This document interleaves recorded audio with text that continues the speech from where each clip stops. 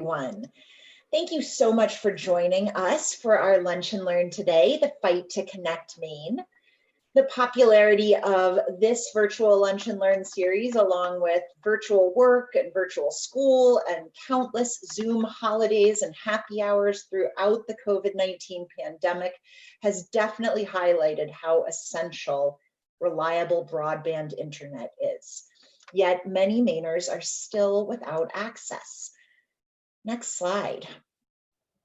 We are joined today by Nick Battista, Senior Policy Officer for the Island Institute and Chair of the ConnectMaine Authority Board.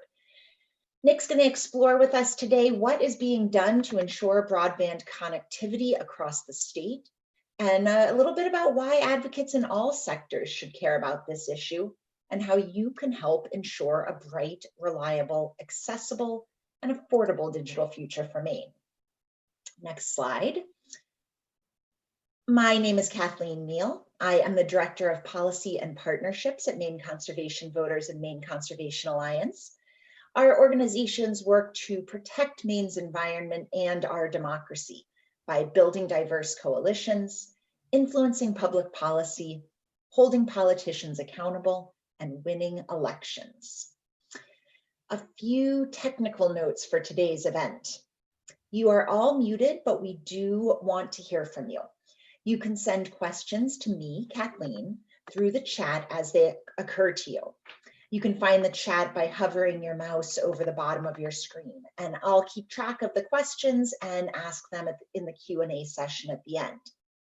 If you have any technical difficulties today, you can message Will Sedlak through the chat, and he can help you out. This event is being recorded, and the video will be posted on our website later this afternoon, where you can also find recordings of all of our previous Lunch and Learns. Thank you all for joining us, and Nick, I will turn it over to you. Right.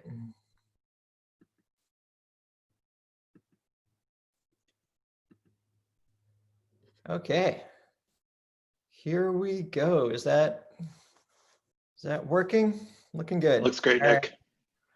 Awesome. Well, thank you everybody for joining. We're going to talk a little bit about broadband today. It's a topic that I find myself talking about pretty regularly now. And I didn't, probably 5 years ago, I wasn't really sure that broadband was something I'd be spending, the bulk of my days talking about. But I talk about it because it's really important to the state, to the future of the coast, to the future of the state, to just about everything that we do. So quick background on the Island Institute. Island Institute works to sustain Maine's island and coastal communities. We start with people. We recognize that leadership comes from within. Our goal isn't to provide leadership, but to help mobilize it. And we want island and coastal communities to address the most pressing issues they face. And from there, we partner with them to make sure they have the tools they need to thrive in a changing world. We work in support of resilient communities and collaborative learning. We are grounded in the communities along the coast, but we work statewide on some things like broadband. And so it's been working on broadband for 5-ish years. We've supported 77 coastal and island communities, helped leverage a whole bunch of federal funding. I saw Tim Brooks join the call, and Lisa from Congresswoman Shelley Pingree's on the call. We greatly appreciate the federal funding coming to the state. As Kathleen mentioned, I'm the chair of the ConnectMaine Authority Board and also active in the Maine Broadband Coalition. Hear a little bit more about both of those entities in a minute. So we all know that access to the internet is extremely important to daily life. We're using the internet to connect now for this Lunch and Learn. We probably all wouldn't drive to Augusta and sit in the same room and have this Lunch and Learn. You can connect to people in a different way using the internet. My daughter is connecting with one of my friends from college here, and we've known since the beginning of the pandemic that a lot of people are working from home. It helps highlight just how important a good internet connection is. Small businesses also depend on high-speed internet to stay open and to create jobs, and sometimes that's If you're a web developer or a web designer, you might have a traditional job that people think about as being requiring internet. My friend Bo Marsh, the fellow with the hat on there, he sells oysters and clams, and he also needs internet to keep his farms going, to keep his sales up. And internet's critical for his business too. I think recently we've seen a pretty significant shift in how public entities are interacting with people across the state. And so from town select boards to state entities, meetings are happening remotely. Meetings are happening virtually over YouTube. This is the Camden Select Board here meeting virtually, having discussions on YouTube. The Maine Climate Council, an entity that maybe some of you have heard a little bit about, their meetings for the last number of months were virtual, spending a lot of time looking at those little logins of, what's the date, what's the time, where is it? Oh, it's a virtual meeting, and what link and what platform are you using to connect with it? The Maine Municipal Association recently surveyed its members about whether they were prepared for remote meetings at the beginning of the pandemic and whether they thought they would continue with remote options. And they did this work for the state's Right to Know Advisory Committee, which is a not particularly well-known advisory committee, but important for ensuring that public processes are accessible and visible to the public. In Maine's Municipal Association survey, they found that 7% of municipalities were ready for remote meetings when the pandemic hit in March, and 70% were not. Almost 60% of municipalities say that they would prefer to have at least some remote option for their meetings going forward. That's a huge, huge change. I think this is going to shift the balance in civic life for a while to come. So a couple of major reports have come out in the last week and a half or so. The Governor's Economic Recovery Committee made a few recommendations about how to get the state on track to meet its 10-year economic development goals and to recover from the current pandemic. Internet access was foundational to many of the recommendations from the committee. And including this one, that to sustain Maine's people, internet access, ensure every Mainer has a high quality internet connection to support economic development, remote work, distance education, telehealth, and meaningful community connections. In the economic development realm, we know that internet is absolutely critical. What was a little bit more surprising, I think, to people is that broadband also appeared in Maine's Climate Council report in multiple places. So from looking at how do we reduce vehicle miles traveled, which are a major source of CO2 pollution, to how do we ensure climate equity in the implementation of the Climate Council Action Plan, the presence of affordable, reliable, high-speed internet was really important. When you think about it this way, if you are in the part of Maine that doesn't have great internet, and you are struggling to run a credit card machine or upload pictures for your business to your website or access the internet at all, you're going to be much less likely to come along on a pretty significant journey that is addressing climate change.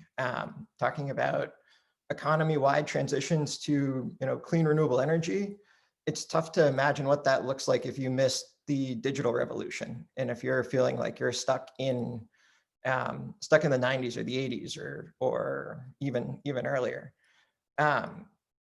There's a huge equity argument there. I think, in addressing the state's climate change challenges, broadband is foundational. It won't solve our state's climate change challenges, but it's hard to see how we solve those challenges without addressing internet access.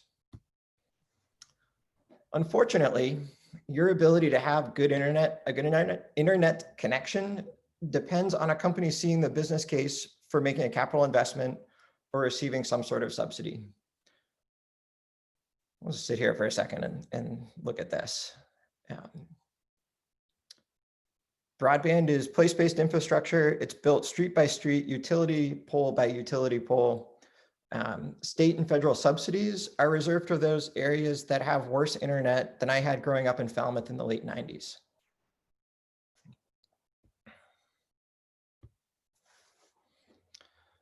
So this is a map from an Island Soup publication called Waypoints Connect. It's available at our website. The URL is down at the bottom, and it looks at what the economic feasibility of building out broadband infrastructure is. It doesn't say where infrastructure is, but it does say where you're likely to have good infrastructure. Main streets in many towns have a dense enough set of houses and businesses that it's viable for 1 or 2 or 3 internet service providers to build out infrastructure. As the premises per mile decreases, as you get into less dense parts of the state, the economics of building out broadband infrastructure change. And so over 1/3 of the road miles in Maine lack a strong business case for broadband investment. That's not including all those thousands of miles of logging roads where there is nobody. This is really place-based infrastructure. There are 3 major policy levers that looking at broadband from a premise density perspective points towards. You can change the number of people per mile who take service, and so that would increase the revenue base.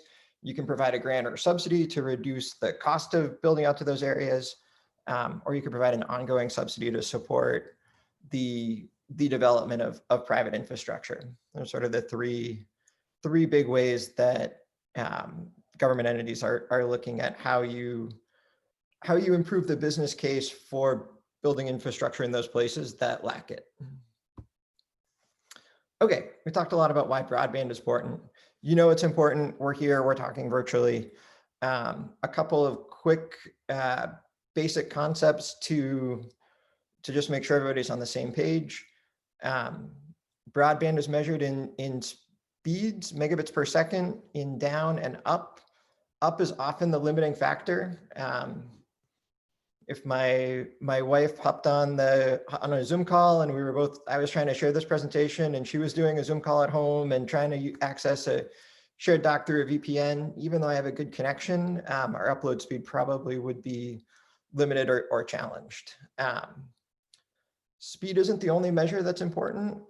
Quality is important as well. And in particular, how much are you sharing your connection? So does your connection change if your neighbors get on the internet and start streaming Netflix or start doing video conferencing? There are different ways of getting internet service: fiber, DSL, cable, wireless, satellite. When you look at what's being built today, most of the providers in the state who are looking out more than 5 years are building fiber infrastructure. It's also important to say that it's a competitive marketplace and it's not regulated. It's not a regulated monopoly like the telephone companies are. And what that means is the state's role is pretty squarely in how do you support public-private partnerships and how do you leverage private investment? How do you provide public subsidies that are effectively targeted to make sure that the state is getting good value for its money? So one of those things that the state does is engaging in planning and community engagement. And that is really important because that can structurally shift the economics of building out infrastructure. Going back to the slide about premise density, if you have 10 houses per mile and 4 of those houses take service, you have one set of revenue for your project. If you can get another 4 houses to take service, you've just doubled the revenue for that mile of infrastructure. Maine's community planning process, the community engagement that is happening through a variety of organizations in the state, is really important for making those projects that are marginally economically viable more economically viable. And that's really important for private sector funds. And it's really important for making any public builds that happen, making sure that those are cost effective too. Maine is recognized nationally as being a model for community planning and community engagement. And this was done, this was research that Pew Trusts did over the last couple of years and recently presented. One of the other ways that's important, or one of the other things that's important in thinking about how these conversations come together, is who's at the table when policy decisions are made. And so it's great to do community planning, and it's great to have those conversations locally, but when it starts coming up to the statewide level, the Maine Broadband Coalition provides a voice for internet users in statewide discussions. And the coalition's been pretty busy in 2020, building new partnerships and increasing capacity to work beyond policy and advocacy. And we'll see a little bit of that in a second here. But just a big plug for the Broadband Coalition. Check out the website, check out the coalition, and a big thank you to Maine conservation voters for signing up for the coalition. It's great to have you. We love having you guys as members. One of the things that the coalition is working on, and one of the things that is really important, is getting better data and information. So right now it's hard to say exactly how big the problem is with internet in Maine.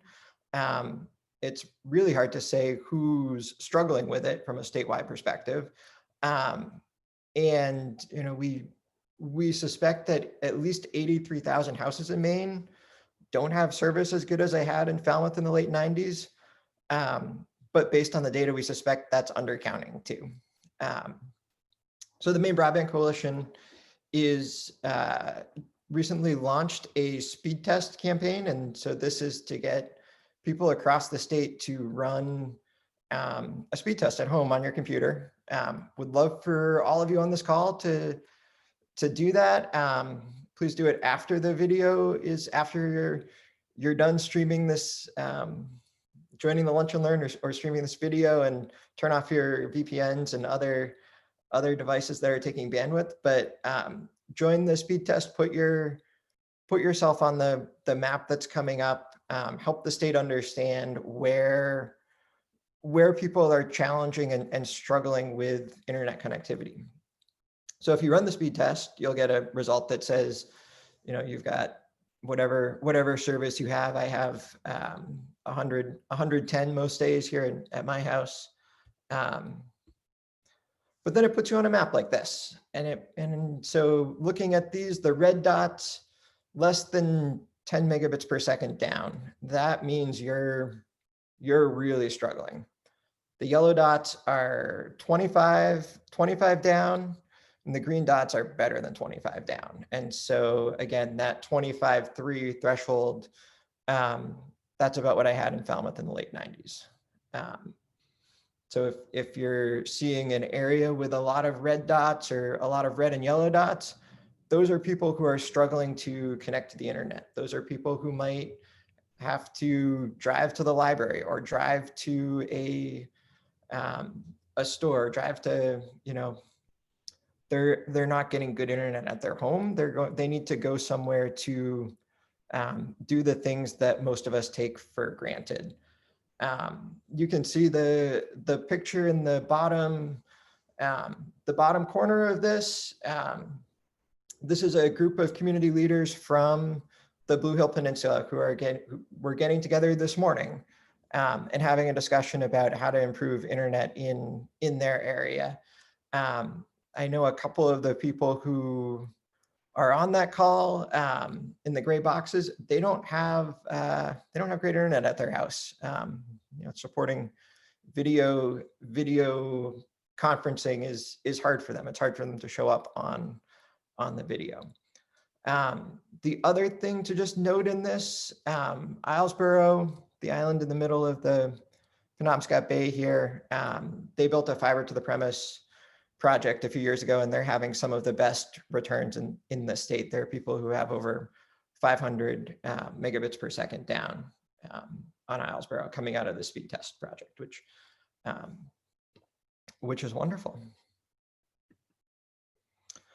So if we've done a little bit of community planning and a little bit of mapping, have a better sense of the size of the problem, there are other parts to the public-private partnerships that are also happening and are also needed. And it really comes down to money.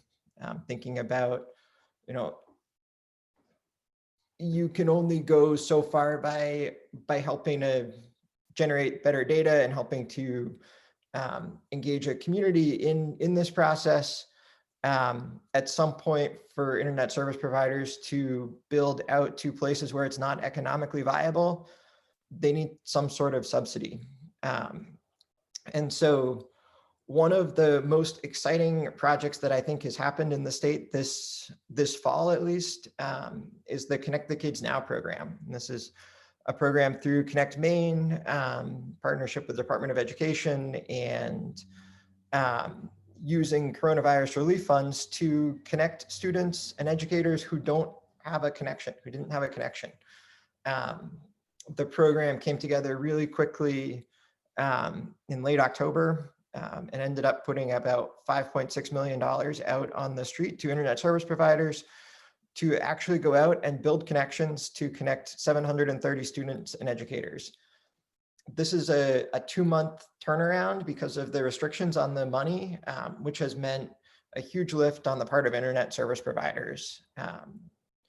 Some of the communities in Lincolnville and Hope and Appleton are near me in Camden, near where I live. And on a Saturday or Sunday, you'd be driving out in middle of deer season and you'd be seeing LCI trucks, Lincolnville Communications trucks, stringing fiber. You'd see people working, overtime on the weekends and in the middle of hunting season. The linemen, the companies that are getting this money, just, I think, recognized how absolutely critical it is and the moral imperative that comes with connecting students who don't have a connection when you have to learn remotely. So if you're going in and looking at remote learning and you don't actually have an internet connection, that's a major problem. So this is a really exciting program. Kids are getting connected. There are about 60 kids in Hope who have a connection already in the Hope Appleton area. There are a few more will be coming online, daily for the next month or so. This is happening in places across the state. And it's not happening everywhere because it's happening on such a quick time frame. So this is one exciting thing, one bright spot of the current pandemic is high quality infrastructure connecting 730 students. Another bright spot. Thank you all. Thank you for your support and for voting for the $15 million broadband bond in July. Over 230,000 Mainers said yes to better internet. This is the first time the state has made a meaningful investment in broadband infrastructure. Again, I'm sure a number of people on the call here were involved in the campaign, and I know the Maine Conservation Alliance was involved. This is really exciting. These funds are going to go to the ConnectMaine Authority and will be out on the street probably late January. The ConnectMaine Authority is going through a stakeholder process to make sure that the money is going in the best places possible and going out in the right way. And it's worth I like noting in this that the bond campaign outperformed its initial polling. So in this time of people thinking that polls might be questionable or off, the bond campaign outperformed the initial polling, and I think a lot of that was due to the everybody's realizing how important internet is and what it means if you don't have it. So a couple of things looking forward. There's some big dollars and big unknowns coming up in the future. Will the legislature move forward with a $100 million broadband bond? It's a big question. The Economic Recovery Committee recommended a broadband bond of that size. There's certainly interest in it. How does that stack up with other state spending priorities in a time when state budgets are tight? Will a federal COVID relief package include funding for rural broadband. The bipartisan package that Senator King and Senator Collins have been working on has a $10 billion $10 billion investment in rural broadband. That's pretty huge. That could be really significant for the state if that package goes forward with that money in it. The FCC recently announced the results of a Rural Digital Opportunity Fund. It was a FCC auction across the country, $9 billion to provide a monthly subsidy, price support subsidy for qualified providers in certain areas. 4 providers were picked for Maine. We don't know a lot more about what that will look like in terms of their build out, in terms of what's coming. Yeah, a lot of questions there, and I'm sure they will be sorted out in the near future, but it's going to probably be 3 to 6 months before there are a lot of great answers there. Finally, one of the winning bidders for Maine was a company called SpaceX. This is Elon Musk's company. It's satellites. The question is, will SpaceX and Silicon Valley save rural Maine? I tend to think that's probably not a winning bet. From what we know, the prices are expensive and the service is not as reliable as fixed terrestrial fiber to the premise service. And I think that's a question. So, or a big unknown. Biggest thing you can do today. What can you do? Help us improve broadband in the state. Go take a speed test. After you're off video, after you turn off your VPNs, go take that speed test. And if you feel like contacting your member of your local legislators, by all means, tell them that you think the state should be spending more money on broadband. Supporting a broadband bond is always helpful. But really, go check out that speed test. Love for you to all take it. And with that,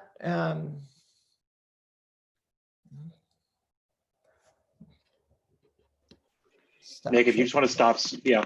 Yeah. Thank you so much, Nick.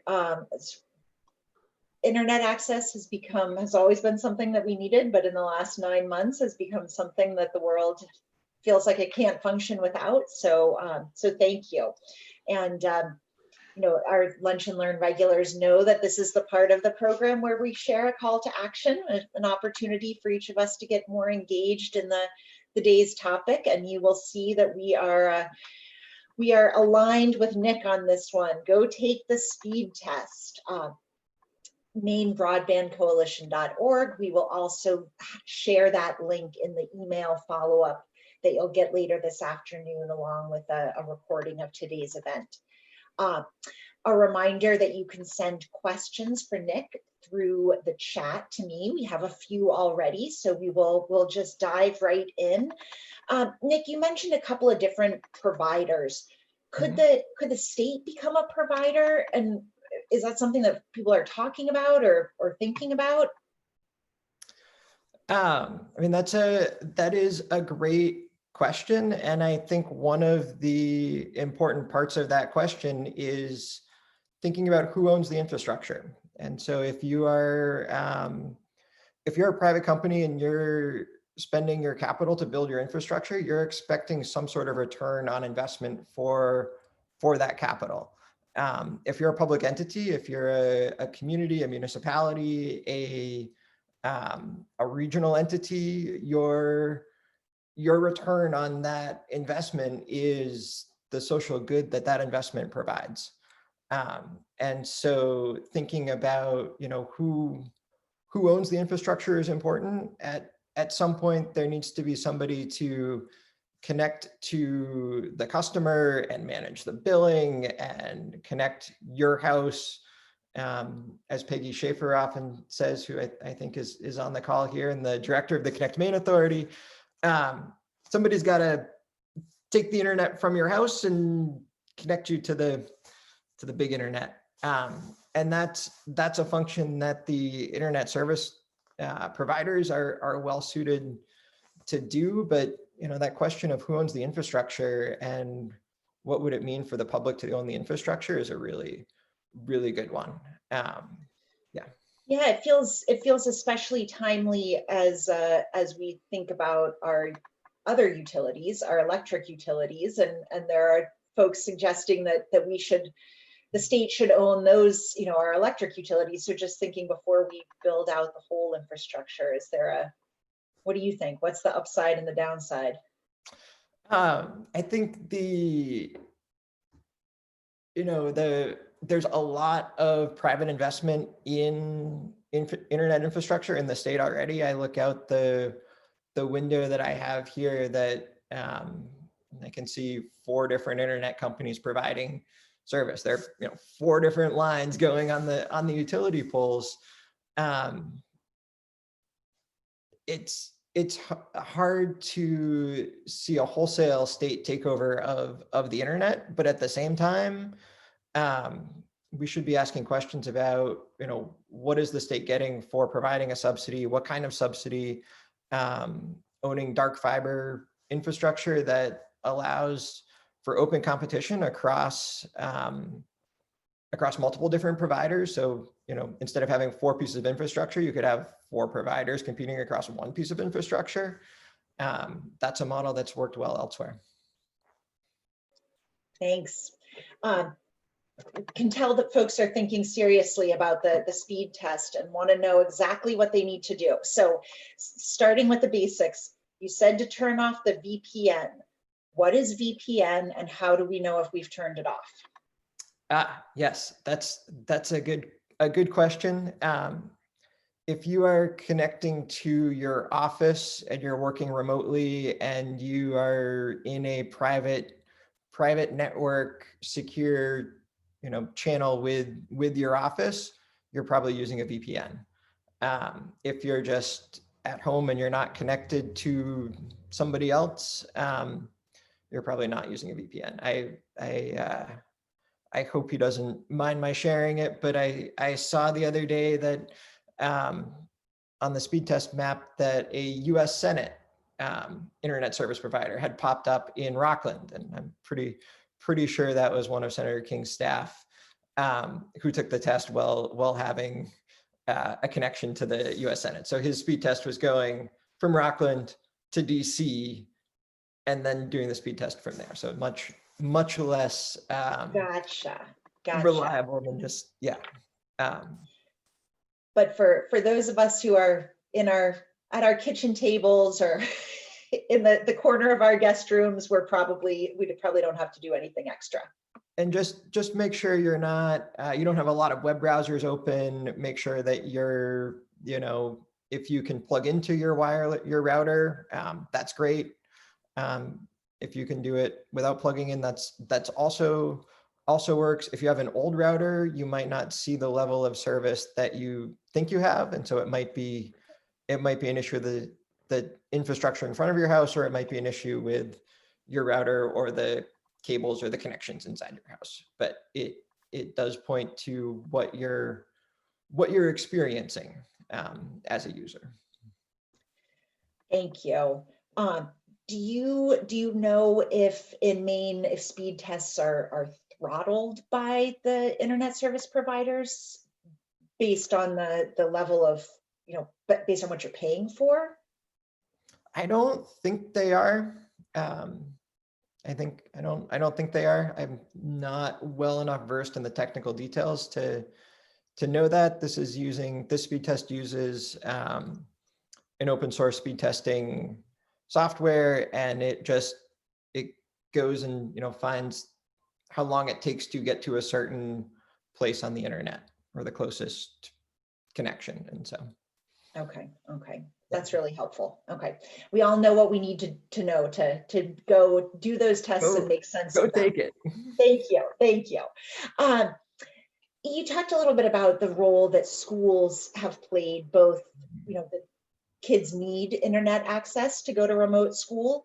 Are schools engaging in this sort of visioning process of what we need for the educational system and the internet of the future, and how? Yeah. I mean, I think that is a great question. When you look at the communities that have been very successful in building out their either a community broadband project or a community like Bremen that partnered with a local internet service provider to build it out. So Bremen didn't contribute any money to it, but they contributed a lot of time and energy and local commitment to making the project go forward. Engagement with the schools has been absolutely critical. This is, it's a street by street, utility pole by utility pole infrastructure. When it comes to knowing, what the community needs and when it comes to reaching a whole bunch of people, the school is a great resource. I think what we've seen since the beginning of the pandemic and the shift to remote learning and the uncertainty around, there are 10 kids over here on these streets who we can't reach because they don't have access to internet and we can't get there. I think schools are starting to play a slightly different role in the conversations. And yeah, it's really important to have them engaged and thinking about it. There's a lot of conversations happening in the broadband space, and it's probably a place where there could be more conversations about what do schools need, and not just today, but what do they need in a year or 2 years or 5 years for remote learning and connectivity. Probably a fiber to the premise is probably the answer, but. So I know that some towns have, maybe many towns have provided hotspots to kids who don't have internet access at home. Is that just a stopgap, or is that like a long-term path to getting access to more homes? Yeah, it is definitely a stopgap. I know the Island Institute, we help provide some hotspots to some of the community partners that we work with who needed them for school. Maine Department of Education provided a bunch. The National Digital Equity Center provided a bunch. There have been a whole bunch of people around the state doing that. One of the challenges with hotspots is they often come with data caps. And so if you have a couple, even a 20 gigabit data cap, you could blow through that pretty quickly if you've got a few kids on Zoom for a good portion of the day. One of the other challenges is in Maine, we don't have great cell phone service across the state.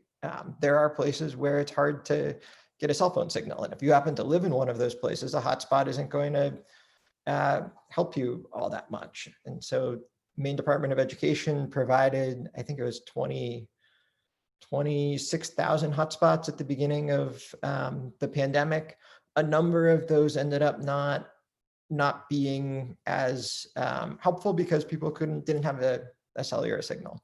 The other thing with the hotspots is just, bandwidth is really important. And so, as I said, for the connection that I have here at my house, if my wife is also on Zoom and we both have documents open and we're trying to have, 2 sets of synchronous communications like this, we might challenge our bandwidth. If we had a hotspot, it certainly would be very challenged. So there are bandwidth limits, there's data caps, there's, is it going to work? And then there are affordability questions. Looking long-term, what we need for the future of the state is that high quality internet infrastructure that is, right to people's house, that fiber to people's house. Great, thank you. We have a question about so when you look at your bill, there are various taxes on there.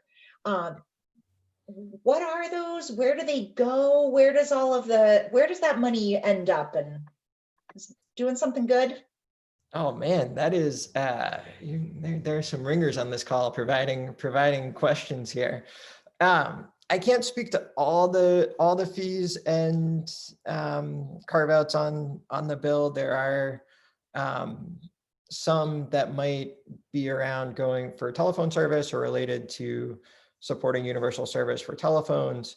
But if there's a charge for the ConnectMaine Authority or ConnectMaine, that's the money that the state has been using to support planning, to support engagement in broadband activities, and to support small amounts of infrastructure builds. So the ConnectMaine has given out about $14 million in the last 14 years of existence for infrastructure builds. And that's all been from that 10 cents a month or 15 cents a month on people's bills. That's a drop in the bucket for what is needed for the state. And that is, the ConnectMaine Authority between November and, late spring is on track to give out $22 million in infrastructure funding, which is a huge increase. And so that money, a little bit on everybody's bill is going to support that work, to support the accountability for that work, to make sure that the bond funds that are going out are used well, to make sure that providers build what they say they're going to build, to make sure that things are accountable, to support community planning processes, to support local engagement, to support the research and everything else that we need to move the state forward together. And so we need to go from building the state doing $1 million in infrastructure funding a year to 10, 20, $100 million a year in infrastructure funding to really solve this problem. And so that's sort of the explanation for how, as truly fabulous and groundbreaking as the bond we passed in July was, it's a drop in the bucket compared to what we need. Is that what you're saying? That is the best estimate is $600 million in public, private, federal, state investment. Is that number is probably off, but it's the best estimate that we currently have. It's probably not off in the this is a problem we can solve for $100 million direction. Right. And so how far do we think, what are we going to see in terms of changes across the state as a result of that bond passed in July? And then, so how much will things change with that initial investment, or not initial, but next round of investment? So the bond funds are really significant in that it allows the state to tackle projects that are bigger than a couple $100,000 here and there. Some of the counties in Maine, some communities in Maine, some regions have undergone planning processes, and one of those, Franklin County, relatively rural county. There's a little bit of service. There's a lot of places that don't have great service up towards Rangeley, and the build out for Franklin County is about $70 million. And so $15 million wouldn't get all of that covered. The upside to this is it doesn't need to cover all of it. That $70 million is an investment in infrastructure that provides a revenue stream for whoever owns it, whoever's providing internet service across it. It may not be a great revenue stream, but if you can reduce that capital cost a little bit, other people might also be willing to see a small return on their investment and make the project happen. So the bond funds will be catalytic in spurring some of these bigger projects. They'll also be really helpful, I think, at least hopefully, in connecting people who are half a mile away from internet infrastructure. been talking with a lady down in Owl's Head who is, 3/4 of a mile away from cable service, and it would be pretty expensive to get down to her if she were to pick up the bill on her own. There are a bunch of people who live on the road. Maybe that's the kind of project that could also be funded through the bond funds. Gosh, that's got to be so frustrating to be able to see it and not have a way to get that access. So thanks for talking so much about the positive impacts for education. Would we also see those same? I've heard a lot about telemedicine. Is this a path to better healthcare access as well? Very, very much so. I think there are conversations that are starting in the state about how do you link up broadband and telemedicine in the same way. But ConnectMaine Authority, the newest board member to the authority is the director for telemedicine at Maine Health.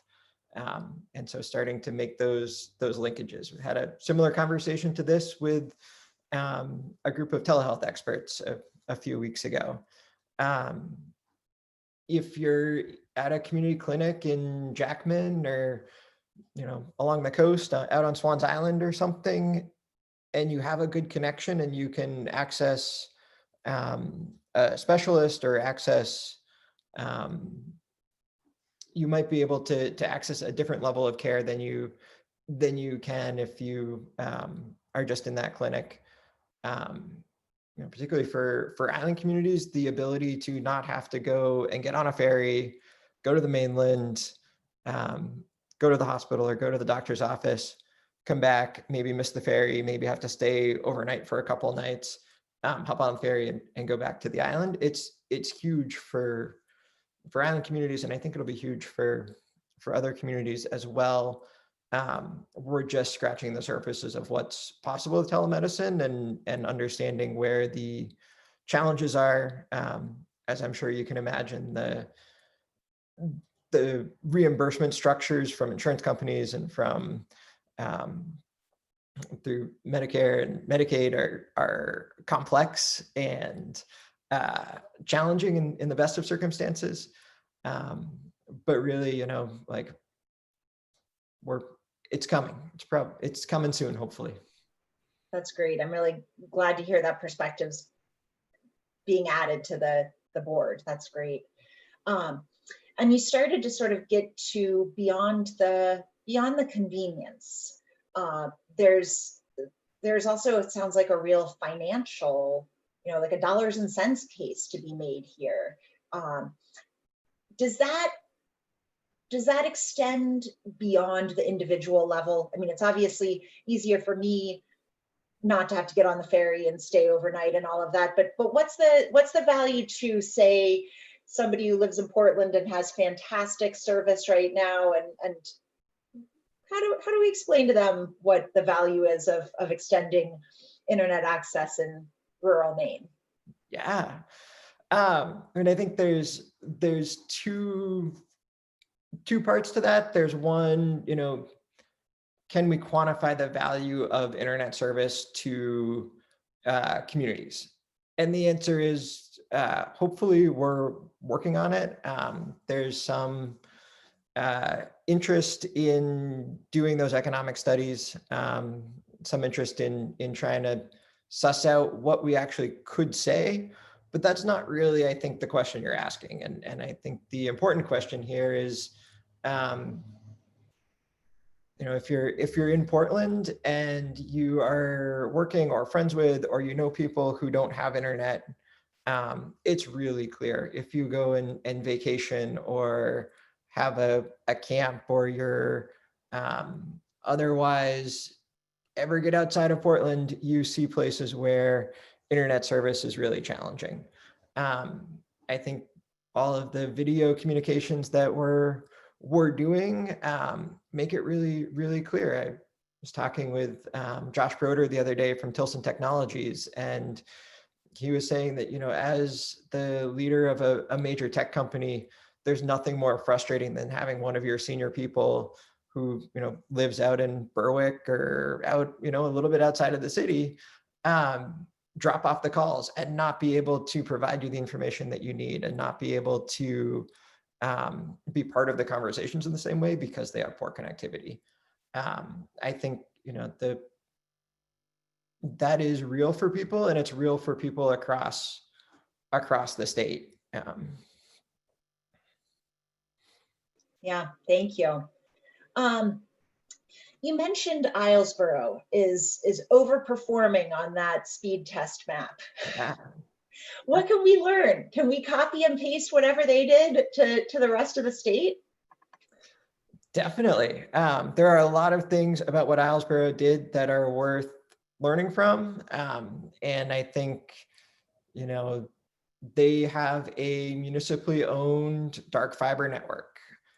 They put it into their tax base. And so everybody is paying for that network out of their tax base. When you look at what the impact of that was, certainly property taxes went up a little bit for some people, but the net between property taxes and what people were paying for internet service went down. So out of pocket, people for the most part were better off.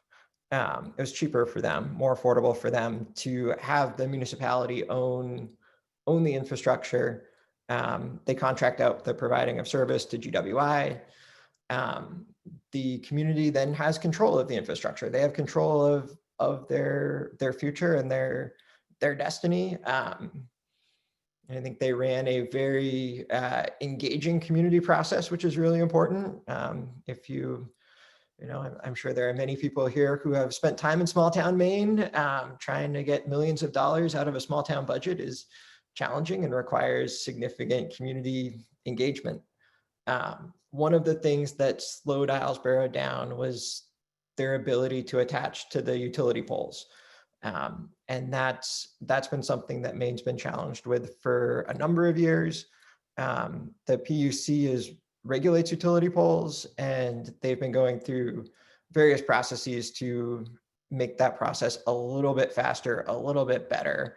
I was talking with an internet service provider up in the Machias area the other day, and he said he just got a letter saying that, he could attach to the poles sometime between late December and May.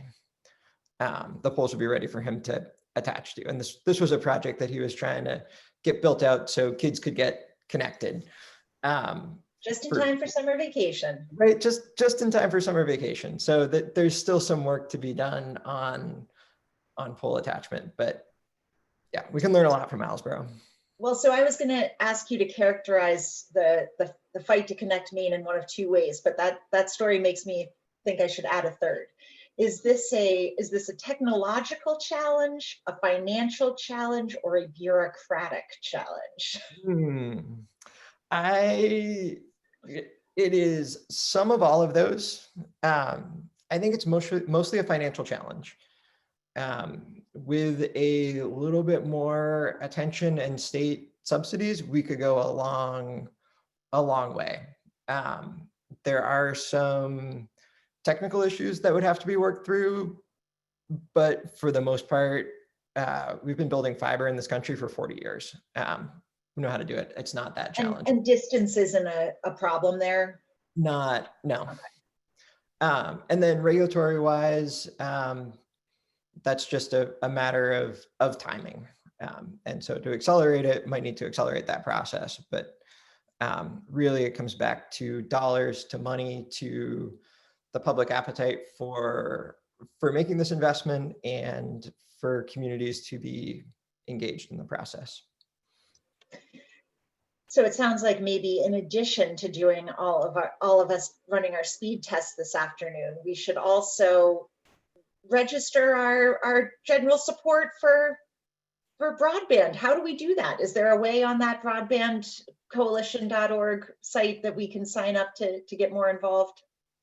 There is a way to sign up, add your email address to the Broadband Coalition. Periodic updates come out about what's happening in broadband. generally. Some of it's geared towards people who are deep into the broadband space, but with over, I think, 1,200 people on the part of the coalition now, a lot of the information coming out is geared towards people who care deeply about internet connectivity and want to know how to help. So whether it's the speed test or talking to local legislators or otherwise supporting work to move this stuff forward. Nick, thank you so much for walking us through this today. And thanks to all of you for joining us. We will share an email later this afternoon with a quick survey about today's program, the link to the Broadband Coalition, and a recording of today's event. So we do value that feedback. Please take a few moments to do the speed test and the survey. If you enjoyed the program today, definitely plan to join us next Friday.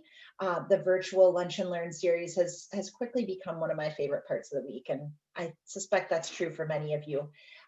See a lot of familiar faces and names on the call. Next Friday, December 18th, Kyle Foley will be joining us.